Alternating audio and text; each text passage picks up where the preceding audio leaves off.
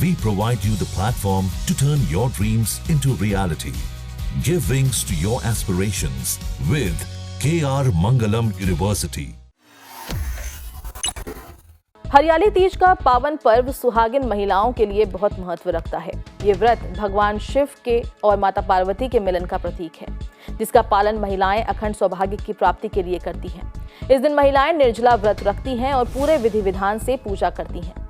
वैदिक पंचांग के अनुसार रविवार यानी कि 27 जुलाई को हरियाली तीज है। ये पर्व हर साल सावन माह के शुक्ल पक्ष की तृतीया तिथि को मनाया जाता है।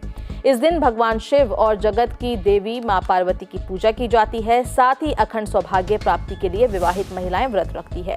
इस व्रत के पुण्य प्रताप से साधक की मनचाही मुराद पूरी होती है। ज्योतिषों की माने तो हरियाली तीज के शुभ अवसर पर कई मंगलकारी संयोग बने हैं और इस योग में शिव और शक्ति की पूजा करने से व्रती को दुगना फल मिलेगा। आइए हरियाली तीज की सही डेट, शुभ मुहूर्त और योग जानते हैं। वैदिक पंचांग के अनुसार सावन मास के शुक्ल पक्ष की तृतीया तिथि 26 जुलाई को रात 10:01 से शुरू होगी। वहीं 27 जुलाई को रात 10:41 पर समाप्त होगी। सनातन धर्म में उदया तिथि मान है, इसलिए 27 जुलाई को हरियाली तीज मनाई जाएगी। ये पर्व देश के कई राज्यों में मनाया जाता है। ज्योतिषों की माने तो सावन महीने के शुक्ल पक्ष की तृतीया तिथि पर रवि योग समेत कई अद्भुत संयोग बन रहे हैं। हरियाली तीज पर वरियान योग का संयोग पूरी रात है। वहीं रवि योग का संयोग शाम 4:23 से बन रहा है। रवि योग का संयोग रात भर है।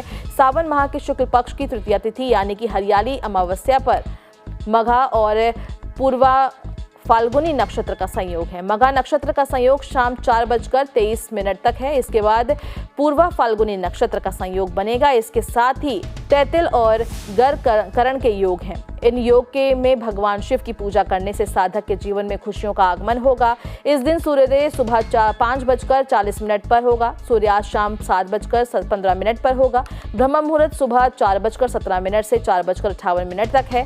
विजय मुहूर्त दोपहर 2:43 से 3:38 तक है। गोधूली मुहूर्त शाम 7:15 से 7:36 तक है और निशिता मुहूर्त रात्रि 12:07 से 12:49 तक रहेगा।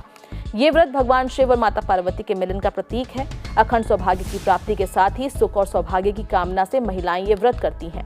इस दिन विधिवत पूजन सामग्री के साथ माता पार्वती को सुहाग की चीजें अर्पित की जाती है ताकि उनका आशीर्वाद बना रहे। मान्यता है कि मां पार्वती ने भोलेनाथ को पति के रूप में पाने के लिए इस दिन व्रत किया था। इसी वजह से कुंवारी कन्याएं 16 श्रृंगार करके शिव पार्वती की पूजा करती है और व्रत रखती हैं ताकि उन्हें मनचाहा वर मिले। वहीं विवाहित महिलाएं अखंड सुहाग के लिए व्रत करती हैं।